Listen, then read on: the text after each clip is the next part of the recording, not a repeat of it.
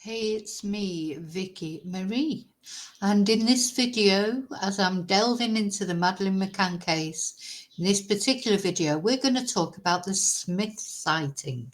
Did you know about this? So this is Mr. Smith, an Irish guy who was on holiday at the time with his family. And he is the person who says he thinks he saw Gerry McCann. He actually specified that he thought it was Gerry McCann carrying a child around about the time that Madeleine is supposedly was kidnapped or disappeared from her apartment. Now, let's have a look into this with a little bit of depth. So, this is the photo fit that Mr. Smith made of the sighting of the man he saw. Now, of course, it looks very much like Gerry, but I was thinking about it and I thought if he'd already decided that it was Gerry, is he likely then to provide a photo fit that does look like Gerry? And this certainly does look like Gerry. So apparently what happened was Mr. Smith did not come forward right in the first instance. It was as he was watching Gerry and Kate coming back from Portugal when they were made Arguidos and they decided to come back or go back to Scotland. And as Gerry was carrying one of the twins here, it looks like it's Sean, is it? Carrying Sean off the plane as they got back home. This is what Mr. Smith apparently watched and thought, yeah, this is definitely the man that I saw carrying a child that night, that fateful night in Portugal. So is Gerry the person? What's the truth behind this? Was that Gerry carrying a child? Now, the child was apparently unconscious or asleep in the man's arms. So we're going to have a look at the actual statement, because the police statements are open now on the internet, aren't they? So let's have a look at what the actual police statement looked like. So you can look these up on the internet, the PJ files. I'm not going to read all of this. I'm going to read the bits that are important to what this video that I'm making at the moment. Martin Smith, Irish nationality, does not understand Portuguese. So he's accompanied by an interpreter. Goes on to say he has an airport he has an apartment in that area, co-owned by a friend. He normally visits Portugal 3 times a year, etc., etc. Then it goes on to say when he arrived. So the night in question, the 3rd of May, he went with his friends to the Dolphin restaurant in Praia da Luz, where they dined. They left the restaurant around about 9 o'clock and headed towards Kelly's Bar, about a 50-minute distance from the restaurant, following the path as it is very short. The walk took a few minutes. They had some drinks in Kelly's Bar. They left around 21:55 as his son would be travelling very early the next day. After leaving the bar, he travelled in the opposite direction and reached a set of stairs. And it goes on to give the exact location of where he saw an individual carrying a child who walked normally and fitted in perfectly in that area. It's common to see people carrying children. Yes, because most people take their children out with them, at least during the holiday season. The individual was walking the downward path in the opposite direction to him and his companions. He assumed it was a father and daughter, not raising any suspicion. It would have been around 10 o'clock. Now, of course, the next day, his daughter let him know what had happened. And at this point, he thought that Madeleine could have been the child he saw with the individual. And then he describes the person, Caucasian, 175 to 180 meters in height, around about 35 to 40 years old, average build, etc. He was wearing cream or beige coloured cloth trousers in a classic cut. He did not see his shoes. He did not notice the body clothing, and he cannot describe the colour or fashion of the same. He states that the child was female, around 4 years of age, similar to his granddaughter of the same age. Child of normal build, about 1 metre in height. They're not absolutely certain of that. The child has blonde, medium-hued hair without being very light. Her skin was very white, typical of a Brit. He did not notice her eyes as she was asleep and her eyelids were closed. She was wearing light-coloured pyjamas. He cannot state with any certainty the colour. She was not covered by any wrap or blanket. He cannot confirm whether she was barefoot, but in his group, they spoke about the child having no cover on her feet. He states that the individual did not appear to be a tourist. He cannot explain this further. It was simply his perception, given his clothing. He states that the individual carried the child in his arms with her head laying on the individual's left shoulder, that being to the right of the deponent. He adds that he did not hold the child in a comfortable position, suggesting the carrying not being habitual. Having already seen various photos of Madeleine, he states that the child that was carried by the individual could have been her. Cannot state this as fact. He says the individual did not speak, nor the child, as she was in a deep sleep. He states it's not possible for him to recognise the individual by person or by photograph. It goes on to talk a little bit about Robert Murat, but that's not really pertinent to this particular video. I will be looking at him in another video. So, not only seen by him, of course, he was accompanied by his wife, Mary Smith, his son, Peter Smith, his daughter-in-law, his grandchildren of 13 and 6 years of age, and his other 2 grandchildren. So they all saw this person.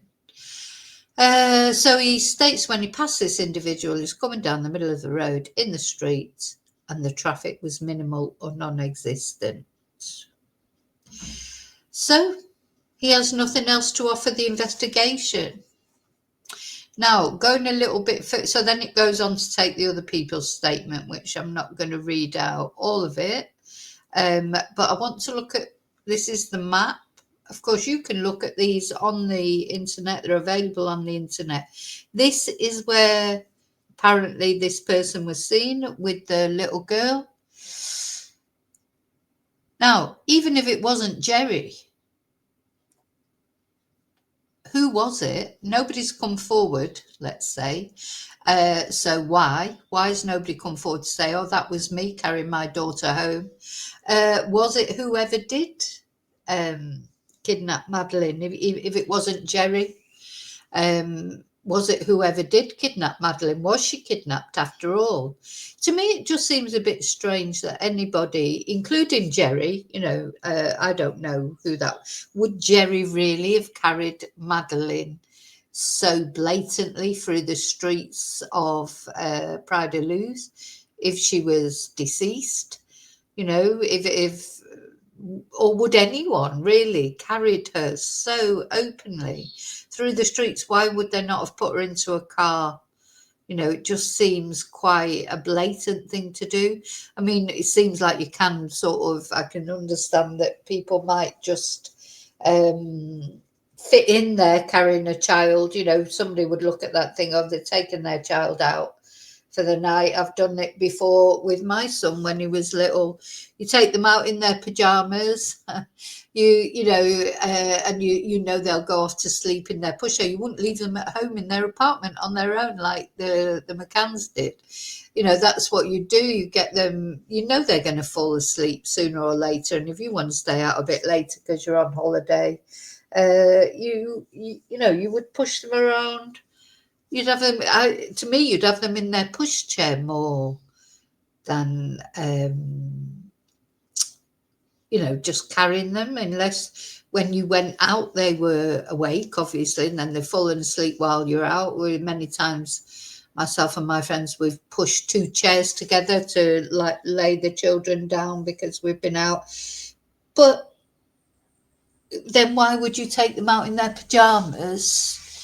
If they were what, say you go out at 8 o'clock to have dinner or whatever, 7, 8 o'clock, even 6 o'clock, you wouldn't have them in their pajamas then, would you? And they might fall asleep while you're out, but then you'd be taking them home, carrying them in their clothes, surely not in their pajamas. So to me, it does feel strange that this person, why would you carry a child around in their pajamas? So it could have been Madeleine. It could have been somebody else. It could have been the person that had abducted Madeleine, couldn't it?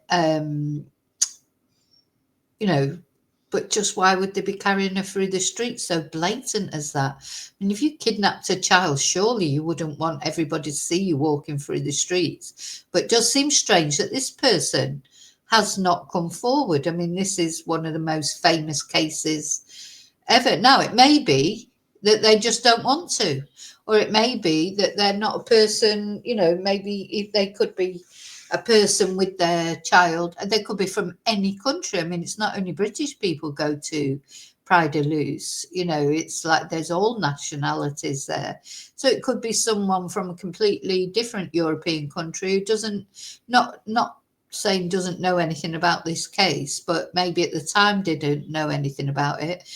And maybe as time's gone on and they've seen all the furore over it, they don't want to come forward because they've seen what happened to, what's his name? Robert Murat, he was sort of scrutinised, wasn't he? Because he came forward with some information. We're going to look at him in another video. And then here we've got the statements from the British. This is the Smith family memorandum regarding contact with PJ after the McCann's return home.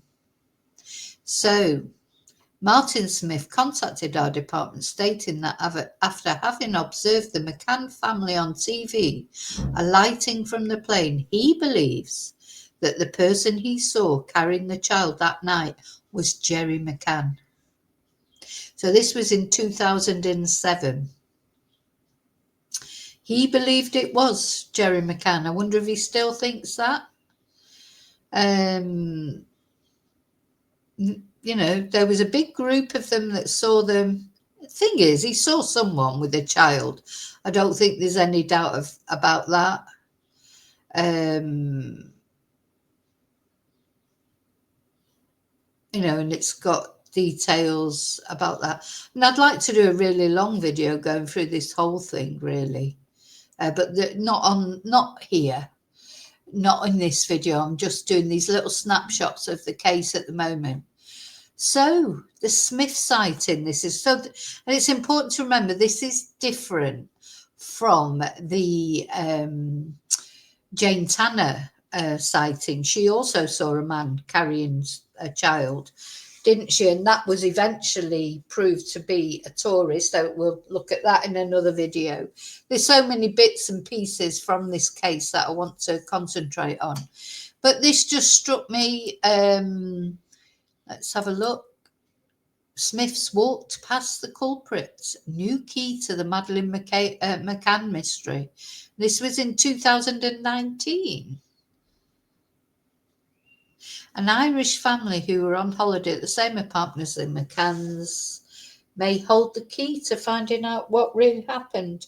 Labelled the Smith sighting, Martin Smith and his large extended family were walking back to their accommodation, and according the Smiths according to Channel 9 investigation, they crossed paths with a man who was carrying a small motionless girl down a dark street.